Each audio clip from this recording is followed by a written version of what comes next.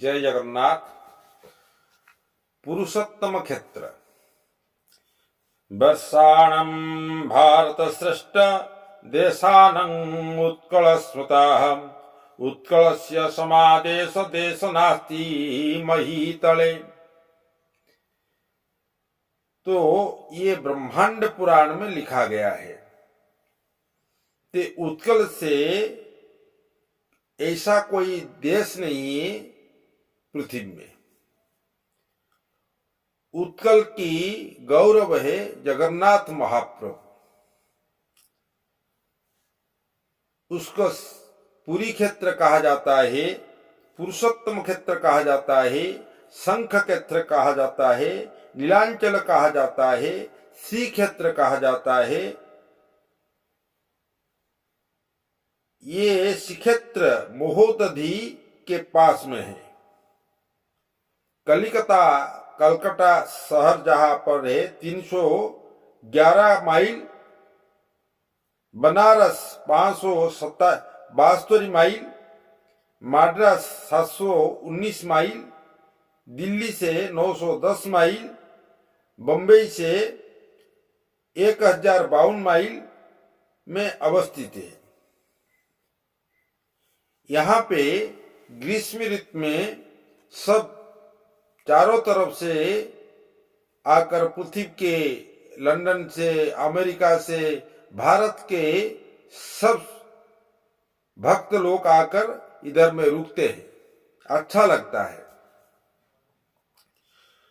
पुरुषोत्तमात् पर क्षेत्रम नास्त्यैव पृथ्वी तले भूस्वर्गमिति विख्यातम देवनामपि दुर्लभम। यह पवित्र पावन क्षेत्र है। यह जो पुरी क्षेत्र है वो पवित्र पावन क्षेत्र है। इधर में जो आते हैं उनका पाप क्षय हो जाता है, उनका शरीर में पाप नहीं रहता है। यहाँ पे जो आता है उसको भी पुनर्जन्म नहीं मिलता है। जैसे पुनरपि जन्मम पुनरपि मरणम पुनरपि जननी जठरे शयनम भज गोविंदम। हम जो अभी मानव का जीवन मिले हैं हमको, वो और नहीं मिलेगा। ये हमको निर्वाण प्राप्ति हो जाएगा। इसीलिए चारों तरफ से श्रीक्षेत्र धाम पे सब आते हैं। चारों धाम है, वो धाम के शेष धाम है श्रीक्षेत्र धाम। वहां पे आने से हर पापी को पाप खंडन हो जाता है, उसको पुण्य प्राप्ति होता है। सर्वेशं चैव देवानां राजा श्री पुरुषोत्तमाः सर्वेशं चैव क्षेत्राणां राजा श्री पुरुषोत्तमम्। तो पुरुषोत्तम शब्द का अर्थ है, उद्बोधन होता है। श्री का मतलब होता है लक्ष्मी जी। श्री का मतलब होता है श्रेष्ठ, सौंदर्य, शोभनीयता, सुलक्षण, शौर्य, समृद्धि। लक्ष्मी का दूसरा नाम है श्री। श्री आद्य प्रथम सर्व प्रधान है। तो पहले नाम के पहले लगता क्या? श्री लगता है। श्री का मतलब होता है लक्ष्मी जी। पहले जो नाम होता है सीताराम, राधेश्याम, पहले श्री आता है। अभी तो क्या क्या नाम लिखते हैं इन लोग को मालूम है। ये पाश्चात्य नग्न सभ्यता का नाम रखते हैं आजकल। इसीलिए तो भारत में जो सनातन धर्म का विलोप हो रहा है, भारत में जो सनातनी है वो सनातनी नहीं है। अभी वो सब पाश्चात्य हो गए हैं। उनका पोशाक, उनका रहना भारत में, मगर उनका अंदर जो है मन है, वो मन पाश्चात्य हो गया, नग्न हो गया। वो हमारा परंपरा को छोड़ के पाश्चात्य सभ्यता का परंपरा को पकड़ लिए है।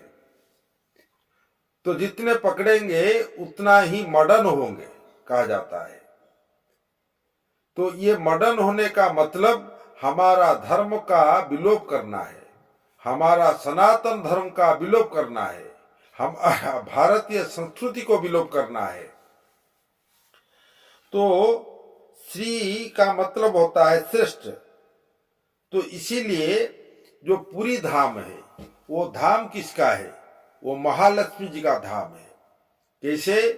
आप देखिए, महालक्ष्मी जी सागर का बेटी है, महालक्ष्मी जो है समुद्र का बेटी है।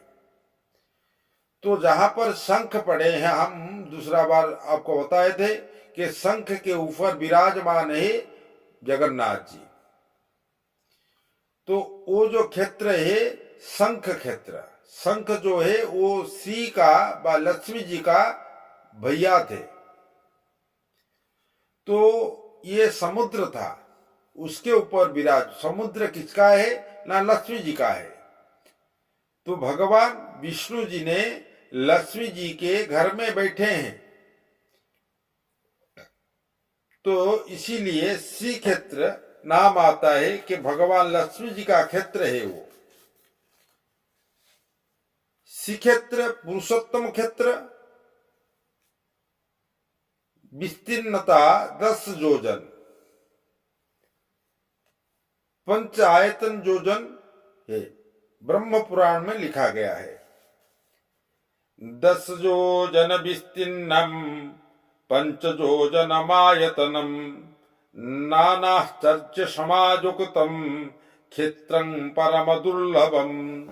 तो ये क्षेत्र परम दुर्लभ है। तो ये क्षेत्र में, ये पावन क्षेत्र को जो आता है उसका निर्वाण हो जाता है। जगन्नाथ जी से कोई बड़ा भगवान नहीं है। जगन्नाथ जो है वो पूर्ण ब्रह्म है। तो वो सत्य युग में जगन्नाथ जी थे, त्रेता युग में भी थे, द्वापर युग में भी थे, कलि युग में भी है। तो उनसे आप देखिए, एक सुना कहां से शुरू हुआ, कहां से खत्म हुआ, ये किसी को मालूम नहीं। मगर एक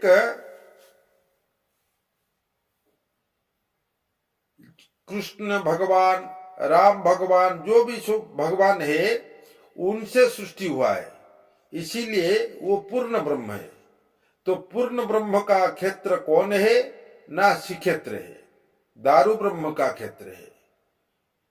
तो ये क्षेत्र से कोई क्षेत्र बड़ा नहीं है, सबसे बड़ा क्षेत्र है श्री क्षेत्र है। जय जगन्नाथ।